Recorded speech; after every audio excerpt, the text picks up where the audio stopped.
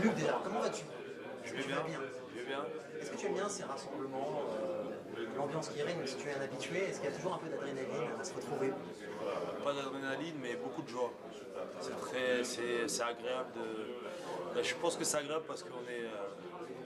Je fais partie d'une équipe qui gagne et on aime être entouré de gens aussi qui sont performants et je pense qu'on a une bonne mentalité individuellement dans cette équipe et elle est vraiment constituée de bonnes personnes et c'est toujours intéressant de se retrouver. Est-ce que ça t'a manqué de l'équipe de France pendant les mondiaux? Bah oui, bien sûr que ça m'a énormément manqué, mais j'ai eu la chance de participer à la demi-finale finale, ce qui a été très important pour moi. Et du coup, voilà, après je me doutais qu'un jour je me blesserais, que je raterais une compétition depuis que j'évolue en équipe de France, depuis que j'ai eu 16 ans. Je savais que j'arrêterais des matchs, parfois ça fait partie du métier. Il y a eu de la frustration. C'était quoi les sentiments par lesquels tu es passé, toi? Pas tant de frustration que ça, parce que comme je vous disais, je savais qu'un jour j'allais rater les matchs. C'est la première fois de ma vie que je me blessais. Donc voilà, on peut pas être partout. J'ai déjà vécu beaucoup de moments forts. Je suis arrivé dans cette équipe en 2005. Depuis 2006, je gagne tout. Évidemment, si on rate une compétition parce qu'on est blessé, c'est la vie, et voilà. Quand je regarde ton palmarès, comme je ne suis pas un expert du hand, je me dis comment on fait pour se remotiver sur une nouvelle compétition comme ça quand on a tant gagné. On se dit qu'on n'a pas envie qu'il y ait quelqu'un d'autre qui passe devant nous, qui soit meilleur que nous, donc on se doit d'être fort. On n'a pas envie de. Voilà, c'est même pas le fait de. C'est même pas le mot, on n'a pas envie de perdre. Personne n'a envie de perdre. Mais là, ça va plus loin que ça, c'est qu'on n'a pas envie qu'un autre individu passe devant nous, c'est facile. Alors, à quel moment est venu le sport? Est-ce que je me demandais, est-ce que c'était le hand ou il y avait du sport avant? Non, moi j'étais un peu doué dans tous les sports, mais le hand j'en ai pratiqué parce que j'ai un de mes super potes qui en faisait. Et en plus, Ivry, c'est une ville de handball. C'est le club, je me souviens, du Strait de France, où Montpellier doit être à deux championnats. Et du coup, c'est un club, une ville dans laquelle on est emmené à jouer au handball. Oui, bien sûr. Est-ce que c'est une part, tu dis c'est le destin finalement, je suis né à Ivry, Bah, je pense. c'est une ville de hand. Je pense, ouais. Il y a des. C'est une ville de hand, c'est tout. Si j'étais pas né à Ivry, je pense que j'aurais fait autre chose. Et alors, à quel moment tu rentres dans le club d'Ivry au handball et t'as quel âge à peu près? À 14 ans, je suis rentré tard. Ah oui, t'es rentré tard. Je suis rentré tard et ce que je disais, je suis un peu fait pour faire du sport parce que j'étais facile à mon au bout de 2 ans, je me sentais super facile. Et juste l'école, tu laisses tomber à quel moment? Ouais, l'école, j'ai pas vraiment laissé tomber. J'ai laissé tomber à 21 ans. Ah oui, quand même. Comment t'as concilié sport et études? Bah, j'ai bossé, c'était dur, mais j'ai bossé. Moi, j'ai fait une école d'art appliqué. J'ai fait des études d'art. Ah d'accord, on peut savoir quelle école? On parle des étudiants. L'école Lisa. Ouais, bien sûr, très connue. Ouais. Donc, j'arrête pas, même là, je continue. Ah oui. C'était une deuxième vocation, un plan B? C'est une deuxième vocation. Après, moi, je suis un peu quelqu'un d'hyperactif et j'adore créer. Donc, je suis quelqu'un de créatif. Si je peux pas, par exemple, moi, je m'arrête jamais. C'est quoi tes dernières créations là? Bah, je dessine, je peins, Toute la je bande fais de le la sait, photo, ça? je fais de la vidéo, je fais plein de choses. La bande de potes est au courant de ce... Pas tous. Pas tous. Si on me pose pas la question, ils n'en parlent pas. Parce que quand je suis dans cet univers, il se passe quelque chose et après je sors parfois de cet univers. Dans le sport, on vit d'autres trucs, on n'a pas forcément le temps de placer ces choses-là. Donc en fait, tu fais une scolarité normale, collège, lycée. Collège, lycée, Tu fais un bac après. quoi? Non, après, je vais pas au lycée général, D'accord. lycée professionnel, D'accord. parce que je savais que j'étais pas quelqu'un de scolaire et que les longues études, ça me plaisait pas. D'accord. Donc à un moment, si j'ai fait le choix entre aller dans un lycée, une formation générale, et de me spécialiser, je voulais aller dans une formation directement artistique, D'accord. mais on m'a dit que c'était pas possible, parce que je pense que j'ai mal été orienté, je vais pas vous mentir. Ouais. Parfois c'est comme ça. Donc c'est quoi? C'est un bac pro? C'est un C'est un BEP, je fais un BEP vente. D'accord. Ensuite derrière ça j'arrête et je fais direct. L'école Je fais direct des formations de dessin, peinture. Après je rentre à l'ISA. Ensuite je rentre en équipe de France en même temps que l'ISA. Et je signe en Espagne et j'arrête et je me dis bah je vais vivre en Espagne donc Arrivé en Espagne, j'ai essayé quand même de chercher, voir s'il y avait une quand même. école et tout à Ciudad. Ciudad Real, c'est une petite ville, donc il n'y a même pas d'école d'art.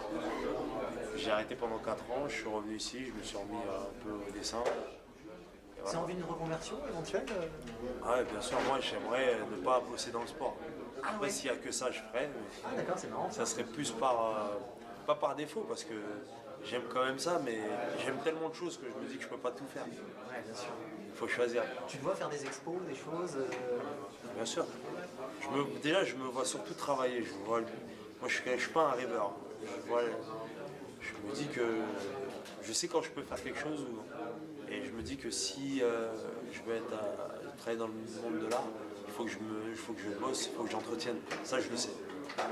Il faut se donner les moyens. D'accord. Après, des fois, il ne faut pas écouter les gens qui se disent bah, c'est difficile. Tout est difficile. Ouais. Et tout est réalisable. Voilà. Dans ce parcours-là, c'est quoi qui a été le plus dur? C'est le travail, l'entraînement, je sais pas. C'est le travail. Ouais. Croire en soi aussi. Comme je disais, il y a beaucoup de gens des fois qui, malheureusement, parce que peut-être eux n'ont pas réussi ou eux ont des craintes, et ben, vous ralentissent, vous font douter. Et donc des fois, parfois, le mieux dans une vie, c'est d'être dans sa bulle. D'être dans sa bulle, croire en soi, croire certains dans ses rêves. Je dirais pas, c'est pas des rêves, c'est croire en ses objectifs. Et après, bosser à fond. Parce que c'est vrai que vous êtes dans un élan avec toute l'équipe de la gagne, mais il faut dire qu'il y a beaucoup de travail derrière tout ça. Il y a beaucoup de travail. Et ce qui est intéressant, c'est d'en parler. C'est vrai que c'est des questions qu'on ne nous pose pas trop. Comment vous bossez? C'est vrai. Bah, moi, je me mets beaucoup de contraintes. J'ai beaucoup de contraintes. Et ça, depuis que j'ai 15-16 ans. Parce que moi, je suis rentré dans le haut niveau depuis 15 ans. C'est-à-dire que j'ai fait sport-études pendant 3 ans. J'ai fait mon premier match en D1, j'avais 16 ans. À 17 ans, j'ai intégré le groupe D1. Et j'ai continué comme ça. C'est pour ça qu'à 21 ans, 20 ans, j'étais en équipe de France. Ça t'a fait du bien d'avoir ce cadre, ces contraintes, cette hygiène de vie? Ça m'a fait du bien, mais on va dire que j'avais pas le choix. T'avais pas le choix. À un moment, si je voulais faire quelque chose de ma vie, il fallait que je fasse des contraintes. Enfin, que j'ai des contraintes et que je fasse des concessions. Et heureusement qu'il y avait le hand, ou tu te dis des fois, heureusement qu'il y avait le sport en général. Non, en fait, voilà, ça c'est un. Je peux pas dire heureusement qu'il y avait le hand. Parce que s'il y avait autre chose, j'aurais tout fait pour réussir dedans. Et j'aurais visé le summum. Et j'aurais réussi à. Même si j'aurais pas atteint, j'aurais réussi à faire quelque chose. Je me dis que. Ça rejoint toujours la même phrase, il faut travailler. Après, il faut trouver sa vocation. Moi, par exemple, je donne un exemple, je suis pas un matheux, quoi. Donc, je ne vais pas faire des études d'ingénieur. D'accord. Une fois que je comprends ce qui est atteint, ce qui touche ma sensibilité, je le fais à fond. Si je suis fort, si je sens que j'ai une facilité dans quelque chose, je le fais à fond. Donc, si on devait donner quelques conseils à la jeune génération, soit qui rêve de faire du sport de haut niveau ou de faire d'autres études, c'est le travail, c'est l'abnégation, c'est persévérance. C'est ça, en fait, c'est même pas. En fait, aujourd'hui, j'ai l'impression qu'il n'y a pas que des gens qui ont besoin d'étudier. Il y a des gens, ils sont pas scolaires. Oui, bien sûr. Donc, Est-ce s'il y a des gens prend qui. en charge ces gens qui sont pas scolaires?